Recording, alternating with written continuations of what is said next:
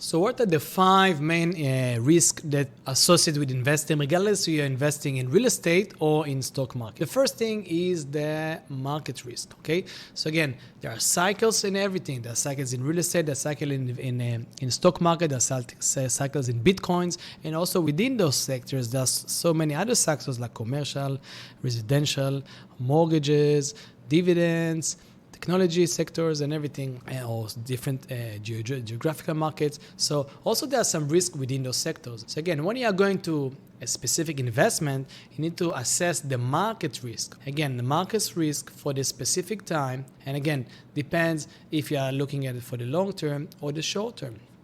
Very important. Again, if you are looking for a locality, definitely for the long term it's going to go up, and there's good immigration, good schools and everything. Even though the current situation is not that great, for the long term it's going to be good. The tenants are in a high quality. That's fine. But if you are looking for the short term to go to do a flip in this kind of place, and there is uncertainty in this market, it's very important. That's why I believe you need to have like a group of like a mini mastermind. Maybe it's going to be your friends or some expert about different kind of topics, because again, you are busy with your life, with your work, with your career and everything, and you can't specialize in everything. But not every investment fits every market in every time.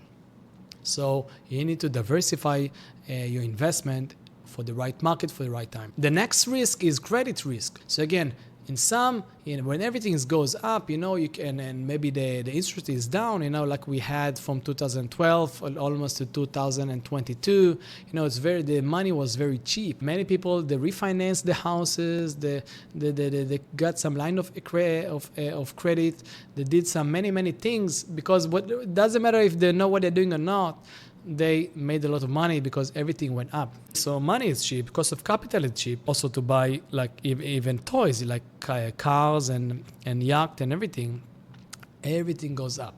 So, but what's happened, when money is tight, like now, it's very expensive to get some money.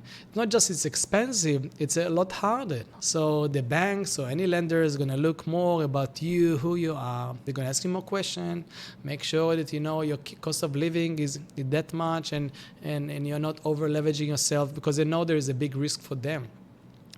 So also you need to be aware of that when is the right time to leverage yourself, and also maybe is the right time to do the other way. The next thing is inflation risk. So again, when the inflation is low, that's fine.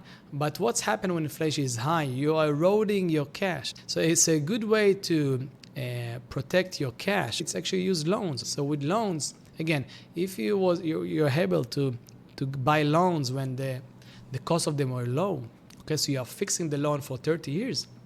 So again, the absolute value of the loan stay the same. But over time, so let's say you bought a house for $500, is $500,000, and you borrow 400,000.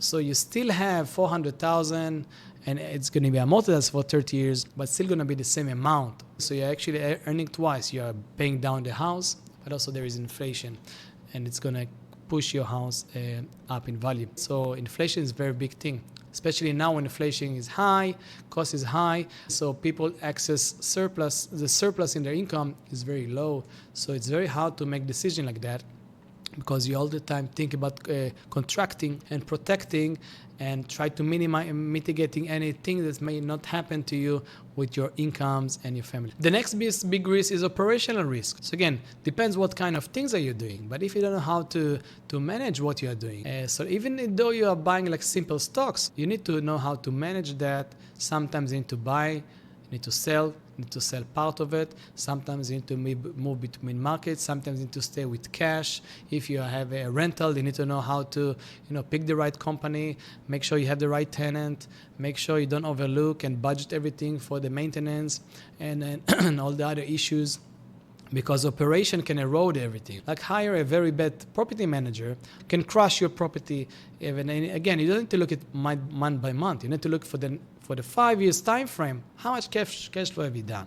Because again, there are some maintenance, a change of tenants and everything. That's why I like notes. I like land notes. The operational side of it is very minimal. I need to spend maybe 1 hour, even less than that, a week, and I have a large portfolio of notes, and again, everything, I have portals and everything, and just want to make sure that everything is on time, and if there's some issues, I can send a small email to someone and they can work on that. So that's very simple. Unlike, having all these big tenants, property manager don't answer you. It's a very different game. Okay. And the next thing in the risk, how much you diversify. So if you're a stock guy, that's great. But what are you doing with the stocks, where the financial markets don't go up? Okay. Are you staying with cash? Are you just stuck with your previous investment and just wait until it's going to go up? If it's going to go up, are you just, putting your money in the S&P, in the NASDAQ, or specific stocks or dividends?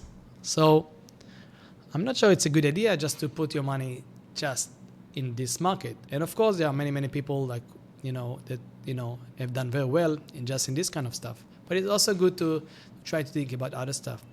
The same thing with real estate. Not everything is great over there.